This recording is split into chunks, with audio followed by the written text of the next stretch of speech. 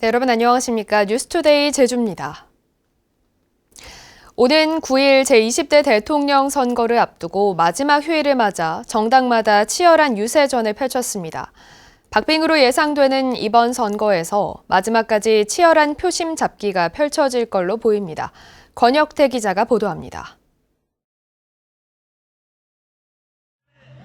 선거 전 마지막 휴일, 더불어민주당은 제주시청 앞에서 시민들에게 이재명 후보 지지를 호소했습니다. 지방자치단체 행정 경험을 강조하며 분권형 국가의 적임자임을 내세웠습니다. 이재명을 도와주십시오. 찢어지게 가난했지만 희망을 잃지 않고 위기를 기회로 만들어왔던 사람, 행정 능력과 행정 경험이 풍부한 사람 이재명을 도와주십시오. 국민의힘은 원희룡 전 지사를 등판시켰습니다. 이틀 만에 다시 제주를 찾은 원 전 지사는 정권 교체라는 대세에 제주가 함께해야 한다고 주장하고 제주 지역 발전을 위해 도민들의 선택이 필요하다고 호소했습니다. 이번에 정권 교체라는 것은 제주의 미래를 위해서도 기회를 넓히고 발언권을 넓힐 수 있는 그런 기회라는 것을 우리 제주도민들이 잘 활용하셔야 된다고 생각을 합니다. 정의당은 골목 유세를 통해 유권자들의 표심 잡기에 나섰습니다. 거대 양당의 폐해를 벗어나 다당제 국가를 위해서는 심상정 후보가 유일한 대안이라고 지지를 호소했습니다. 이번 대통령 선거가 양당 지도권 정치를 넘어 다당제 연합 정치로 나아가는 새로운 출발을 심상정은 만들 수 있습니다, 여러분. 막바지를 향해 가는 20대 대통령 선거. 매번 대선 풍향계로 자리 잡고 있는 제주의 표심을 잡기 위한 각 당의 선거전은 남은 기간 더욱 치열해질 것으로 보입니다. MBC 뉴스 권혁태입니다. 제주 유나이티드가 수원 FC와의 홈 경기에서 무승부를 기록했습니다. 프로축구 K리그 4라운드 경기를 맞아 수원 FC를 홈으로 불러들인 제주는 전후반 결정적인 장면들을 서로 주고받았지만 0대0 무승부를 기록했습니다. 한편 경기에 앞서 국가대표 미드필더 출신 구자철 선수는 친정팀 제주 복귀 기자회견을 갖고 앞으로 팬들과 더불어 제주를 강팀으로 만들어가는 데 최선을 다하겠다고 밝혔습니다. 4.3 군사재판 수형인 가운데 희생자로 결정된 대상이 추가로 확인됐습니다. 제주도는 수형인 명부와 4.3 희생자로 결정된 내용의 인적 사항 등을 심층 분석한 결과 4.3 군사재판 수형인 가운데 희생자로 결정된 대상이 당초 1,931명에서 194명이 추가된 2,125명으로 확인됐다고 밝혔습니다.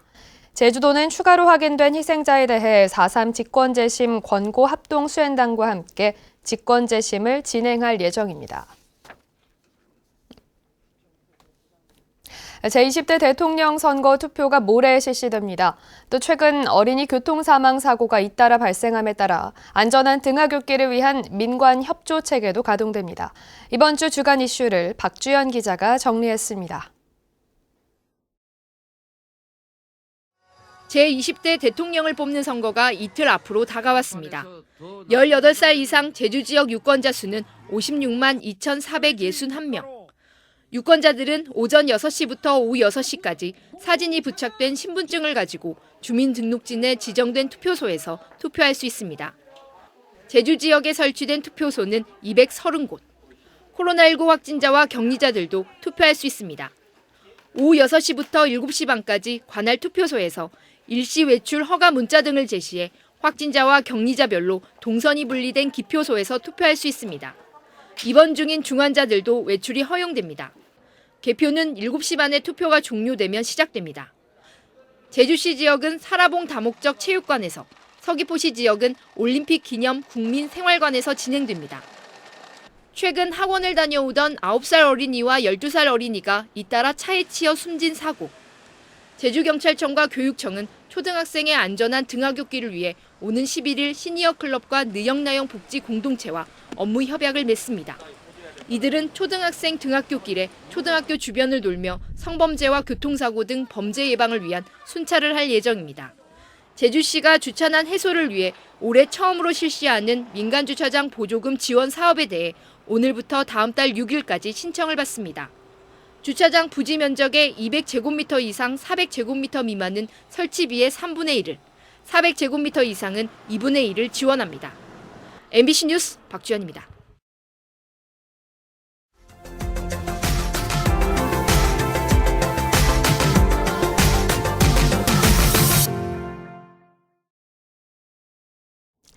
경주에는 신라시대 국보와 보물급 문화재가 200여 점이나 산재해 있어서 노천 박물관이라고 불리고 있습니다. 그런데 문화재가 사람들이 잘 찾지 않는 외딴 곳에 위치해 있어서 관리 사각지대에 놓인 사례도 많습니다. 국보인 경주 가문사지 3층 석탑도 오래전 탑신에 누군가 글자를 파넣어 훼손한 사례가 있는데요. 이런 나홀로 문화재에 대한 체계적인 관리 대책이 필요해 보입니다. 포항 MBC 김형일 기자가 보도합니다. 국보인 경주 가문사지 동서 3층 석탑. 석탑 탑신 곳곳에 누군가 글자를 새겨 넣었습니다.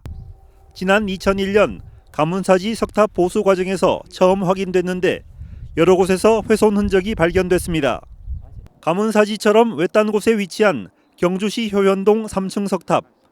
통일 신라시대 탑으로 보물로 지정돼 있지만 주변을 감시할 CCTV조차 설치돼 있지 않습니다. 문화재청과 경주시도 이처럼 사각지대에 놓인 문화재 관리 대책으로 올해부터 사물 인터넷을 기반으로 한 새로운 보안 시스템을 도입하고 있습니다. 경주시 양강읍의 정해사지 13층 석탑에 적외선 감지기와 적외선 카메라를 시범 설치했고 통합관제센터에서 24시간 불법 행위를 감시할 수 있습니다.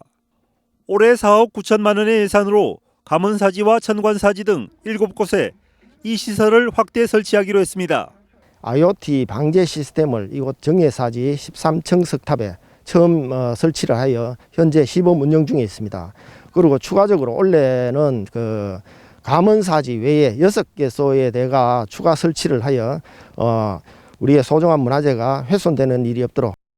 하지만 국가지정문화재만도 239개가 경주 전역에 산재해 있고 관리 인력은 겨우 4명에 불과한 실정이어서 정부 차원의 적극적인 예산 지원이 시급합니다.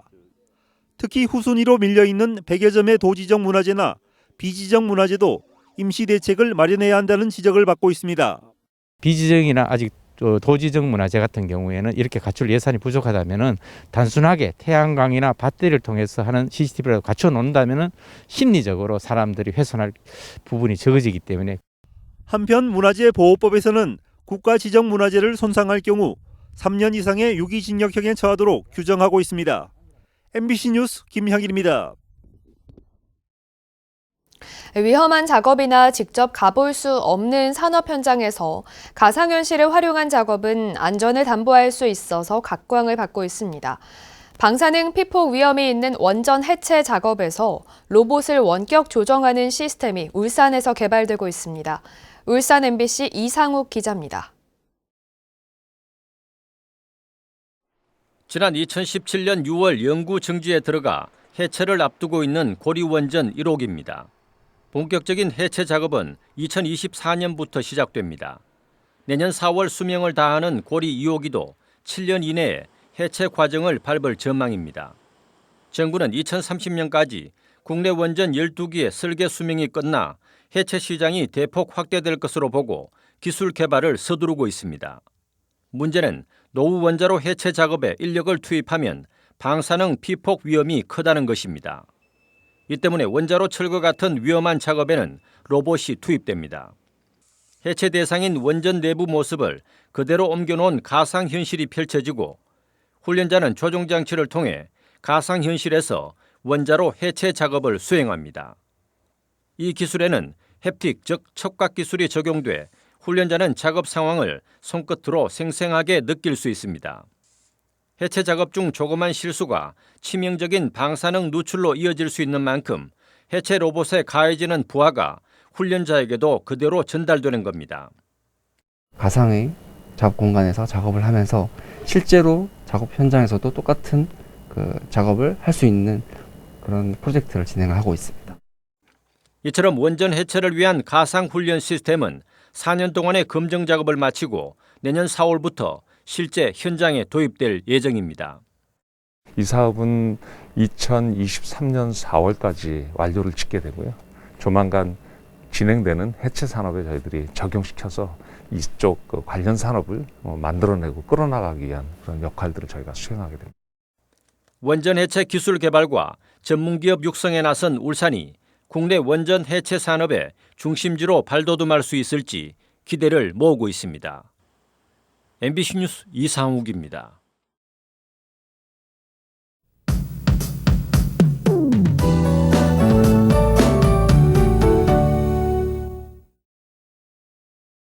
당분간 메마른 날씨가 이어지겠습니다. 이번 주 내내 고기압권에서 맑은 날씨가 계속되겠는데요. 일요일에 비 소식이 있기 전까지 대기가 차차 건조해지는 만큼 불씨 관리 잘해주시기 바랍니다. 주말보단 바람이 잦아들었지만 오늘도 바람이 다소 불어서요. 불이 번지기 쉬운 만큼 불조심해 주셔야겠습니다. 환절기 건강관리도 잘해주시기 바랍니다. 당분간 낮과 밤의 기온 차이가 크게 벌어지겠는데요. 찬 북서풍이 불면서 오늘도 낮 기온이 10도로 쌀쌀하겠습니다. 내일 낮부터는 온화한 남서풍이 불면서 봄 기온이 느껴지겠습니다.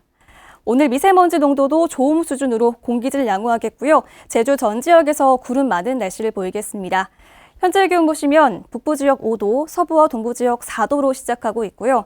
오늘 낮 기온은 북부 지역 10도, 서부 지역 9도에 그치겠습니다. 동부 지역 11도가 예상됩니다. 도서 지역도 구름 많은 날씨를 보이겠고요. 일교차가 크게 벌어지겠습니다. 바다의 물결은 제주도 전해상에서 잔잔하게 일겠습니다. 내일 낮부터는 예년 기온을 회복하겠고요. 당분간 포근한 봄 날씨가 이어지겠습니다. 주 후반에는 낮 기온이 19도까지 오르겠습니다. 날씨였습니다. 신임 제주국제자유도시개발센터 이사장에 양영철 전 제주대학교 교수가 임명됩니다. 국토교통부는 오늘자로 양 전 교수를 9대 JDC 이사장에 선임한다고 밝혔습니다. 양 신임 이사장은 제주대학교 행정학과 교수를 역임했습니다. 코로나19 장기화 속에 서귀포 치유의 숲 방문객이 늘어난 걸로 나타났습니다. 서귀포시에 따르면 올 들어 2달 동안 서귀포 치유의 숲을 찾은 방문객은 2만 2천여 명으로 지난해 같은 기간보다 3.6배 급증했습니다. 전체 방문객의 63%가 관광객으로 코로나로 인해 제주도를 찾는 관광객이 늘면서 방문객도 증가한 걸로 분석됐습니다. 조기 폐차하는 오래된 경유차 소유자에 대해 특별 보조금이 지급됩니다. 제주도는 배출가스 5등급인 경유차나 2005년 이전에 출고된 건설기계 등 오래된 경유차를 조기에 폐차할 경우 최대 3천만 원의 보조금을 지급합니다. 이번 지원 대상은 모두 4,000대이며 다음 달 1일까지 접수를 받아 심사한 뒤 보조금을 지급합니다.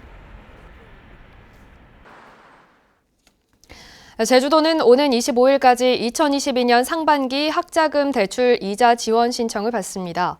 지원 대상은 제주 지역에 거주지가 등록돼 있거나 도내 고등학교를 졸업한 사람 가운데 대학과 대학원 재학생과 휴학생, 졸업 후 10년 이내 미취업자로 지난해 7월부터 12월까지 발생한 학자금 대출 이자 전액을 지원합니다. 지원 신청은 제주도 홈페이지를 통해 할 수 있습니다. 제주도가 올해 자립 베스트 마을 만들기 사업에 참여할 마을을 모집합니다. 신청 대상은 마을회장과 마을회 조직 등 규약이 있고 최근 5년 이내에 지역 역량 강화 사업을 이행한 마을입니다. 선정된 마을은 마을 자원을 활용해 주민 주도의 다양한 특화 사업을 추진하게 되며 사업 완료 이후 최대 10년 동안 사후 관리가 이루어집니다. 제주 서부 지역의 각종 화재와 사건, 사고가 크게 늘어난 걸로 나타났습니다. 서부소방서에 따르면 최근 3년간 지역 내 구조 출동 건수는 11,300여 건으로 연평균 10%씩 증가했는데 특히 올해 출동 건수는 지난해 같은 기간 대비 23% 증가한 550여 건이었습니다. 이에 따라 서부소방서는 사고가 자주 발생하는 지역에 안전시설물을 설치하고 맞춤형 구조훈련 등을 실시하기로 했습니다. 뉴스를 마치겠습니다. 고맙습니다.